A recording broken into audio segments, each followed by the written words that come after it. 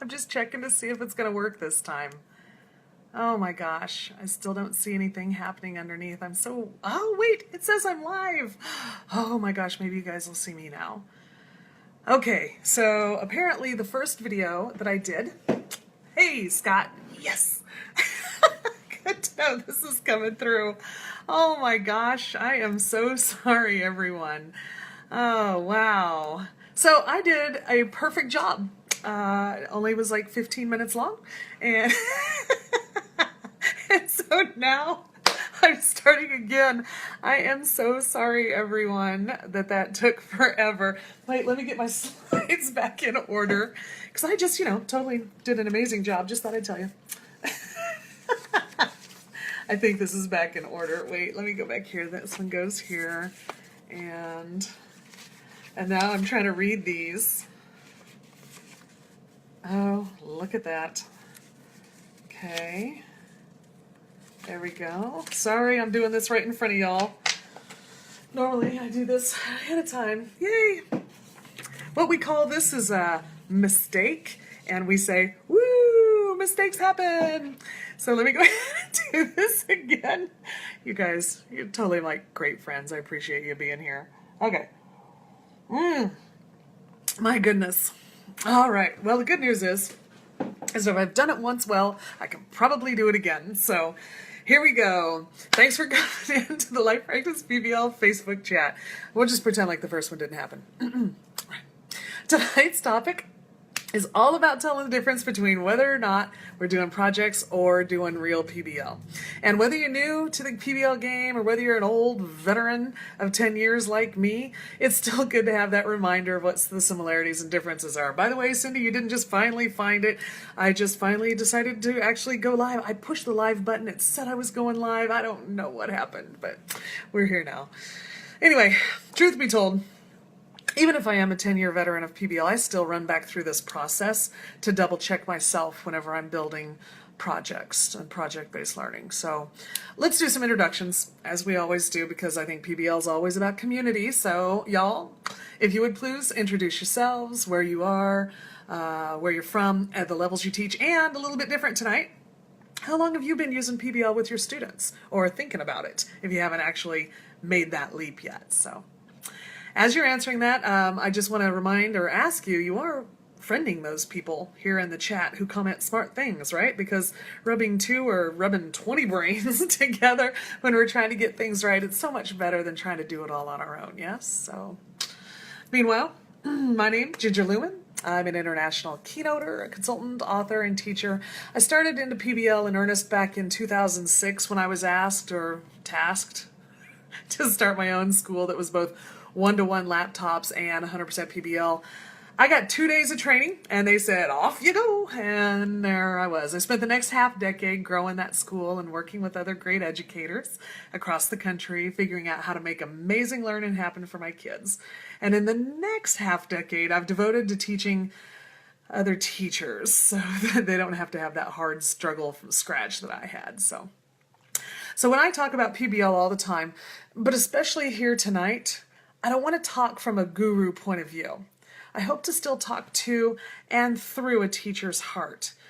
I recognize the hard realities, and while we can keep our eyes on perfect, my hope is that you and I together can figure out something that we can do in our real classroom with real kids and the realities of scheduling, parents, testing, and things that sometimes those big PBL gurus forget are actually happening in real classrooms. So while this topic tonight's all about PBL versus doing projects, I hope in this semester-long conversation in these different topics, we can find ways to connect further, and we can share those connections with others. So if you know of somebody, a teacher or a principal or somebody else who needs to know about PBL, please do send them to this LifePractice PBL page. And by the way, when you comment and share on this video, you get entered twice to be one of the 4 winners for a copy of my brand new book. I'm so excited how many entries. I started looking at that today, and I thought I'm not even gathering them today because there's going to be more. So, and of course, you get entered to win that Lessons for LifePractice Learning brand new book. Yep, still smells new. So Today, tomorrow, and Wednesday are your last chances to get involved in this August giveaway. During our September 1st chat, I'll go ahead and announce the winners. So yay, that's this week. Back to the question. How do you know when it's PBL or just doing projects? First, let's talk about how they're similar, right? Projects and PBL can both be fun. They're often both hands-on. They're both often a bit messy. They often ask students to work in groups. They're often graded with rubrics at the end. They're often presented to the class at the end of a learning period. And they're both rooted in hard academic content and standards. There's a lot of similarities between the two. It's no wonder that the teacher down the hall doing great things thinks she's doing PBL, or so many administrators think that PBL and doing projects is the same thing. So let's talk about the differences now. My slides, put them over here, darn it. Okay, 1. The launch of the project. We're going to figure out if we are just doing projects or if it's PBL. So here we go. When we're starting out with our projects, does the learning start with some big idea question or a challenge that the kids have to answer, and they can't answer it without learning the information and skills along the way? If so, y'all, that's PBL. And does the learning happen with you directing what and how they'll learn, with a checklist of things to include, maybe even waypoints for check-ins and deadlines? And then the kids get a choice of what to build or show you what they've learned? That's a project, y'all. And there's nothing wrong with doing projects. It just isn't PBL. So I'm not picking on projects. Sometimes doing projects are absolutely fine. As students are getting older or more experienced, things that we're thinking about as we're building projects, are they the ones who are creating the questions instead of the teacher? Dun, dun. Or are the challenges always teacher created, from the beginners to the more experienced? That's just a project, y'all. Is the question or challenge broad or specific enough to create an environment of optimal ambiguity? In other words, where nobody really has a quick Googleable answer and they're not sure, where several answers might actually be right, or where multiple academic disciplines might need to be brought together to solve the problem or question or challenge? That's PBL, y'all. Or is there a specific right or wrong answer that the students are trying to find for their end results? Is there a strong focus on only one academic area with little to no overlap with other content areas? Yep, that'd be a project. And now, let's talk about the process of learning new information. Learning process. So, do you know in advance the path the kids are going to be taking with their process? Are they often off track if they veer from your expectations and suggestions? That's doing a project. Or do you have a clear path in mind for what the kids will probably need to know, but you refrain from sharing that with them? Instead, you let the kids ask their own questions for what they need to know and learn, and materials and resources they'll need to gather as they create their own paths. And if you're okay with if the path varies greatly from your predictions, that's PBL. Well, Janine, the good news is, to repeat this in your building, show the video. And I have this I'm collecting all of these videos on YouTube, so you don't have to keep scrolling through that Facebook page to find these. So, starting to collect them there. Bruce, you're a math teacher who's trying to do PBL.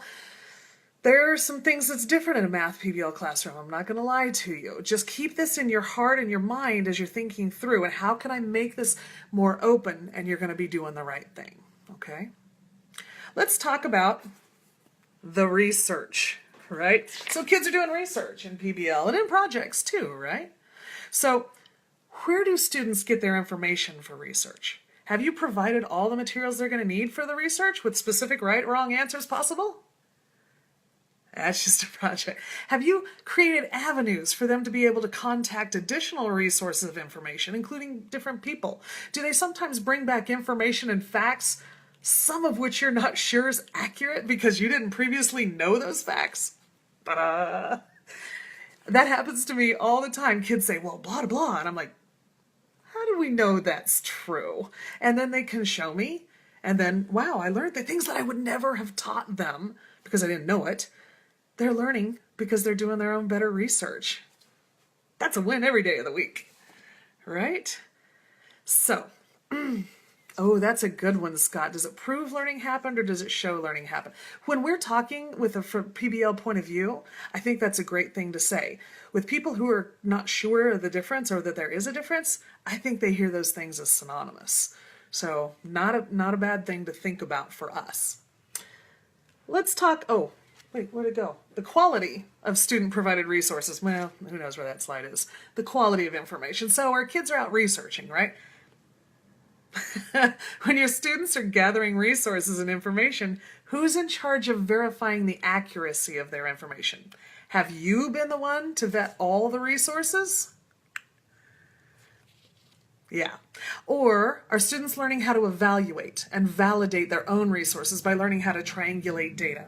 And then they present to you how they know their information is accurate, right? And by the way, that isn't just for older kids too. Even our littles can figure out, okay, I know that this is right information because I found it here, I found it on a different site in a different way, and they can learn to do that. We don't have to wait until they're in some magical age or number to figure out how to triangulate information. The final product, what they're turning in, right? Are you ever surprised with the direction and the end results that kids come up with for the final product to illustrate or demonstrate what they've learned? If you are, that's PBL.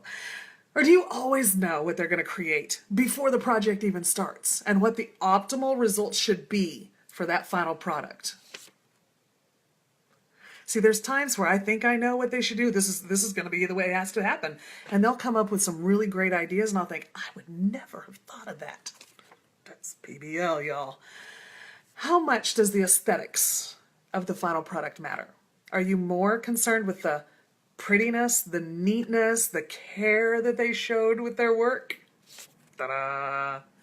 Or are you more concerned with the learning that happens? By the way, aesthetics does sometimes matter in PBL depending on the focus of the challenge or the question. Usually, though, it's more about the learning than the artistry and the pretty of the final deliverable. So which was the primary focus of the learning? Was it the academic standards only? Or was it the skills? Or were you able to bring in both academic content and skills equally vital in the success of the learning? It's PBL if it's both. Jenny, I absolutely believe that there's a way to look at projects and move into PBL. I did that all the time. As a very busy teacher, I'd be like, oh, I can't think of something totally, but this is close. And that's one of our questions. Which one is it? It's coming up. I don't see it on my list. So why don't we do that next Thursday? Well, if you'll remind me. And because next Thursday is the Ask Ginger Anything About PBL, let's hit that one, okay? Yep, Michelle, I agree. If they can't tell what's good information, how are they going to live in this world? Because some of their parents don't know. Some of our colleagues don't know. Let's move forward. Final presentations. Yep, final presentations. Here we go. I already had that one. There we go. Do students have a strong say in how they're assessed? Or do you create the rubric totally on your own? Do students have meaningful participation in the positive and constructive questions of their own and each other's work? That's PBL. Or is the teacher the only one who gets to assess the learning ever? Do the presentations include audience members from the outside of school world? I say real world, but school is real world for kids. So outside of school world, are the presentations published online in networks that have connections to the topic at hand? That's PBL. Or are the presentations kept within the confines of the school-related community? You know, that's kind of mostly it for us today. There's a lot of guru lists out there that kind of compare projects in PBL, and I've been dissatisfied with most of them because I see what's happening is that the gurus are giving us that list of perfect standards on how to do PBL. I say it doesn't have to be so complicated. Really, it's most about when the learning occurs. If the kids are learning something and then doing something to show what they've learned, that's a project. If it's learning by answering a question or challenge, learning by doing, that's PBL.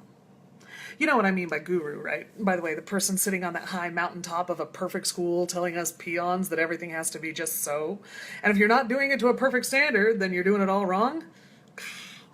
How awesome would it be to work in a perfect environment that perfectly supports all innovation in PBL teaching, right? But that's not the reality for most of us. Most of us are in public schools and with all the kids, and I mean all the kids, top to bottom, with sporadic parental support, with administration that's doing the best they can if we're lucky, and a budget that could be known as the incredible shrinking account. Am I right here? Oh, and I didn't even mention the tests or the newest and latest curriculum structures, right? Or a crowded classroom, or there's always some type of reality kicking us in the shins as we run our daily marathon, am I right? And it gets tiresome. I say that if you're able to keep one eye on that guru's list, do it. But don't beat yourself up if you're only able to focus on the learning by doing point. That's the essential difference. When does the learning occur?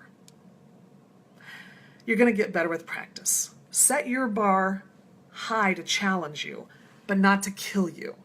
And then keep growing. So what did I miss on this list? What resonated with you? What do you want to get better at?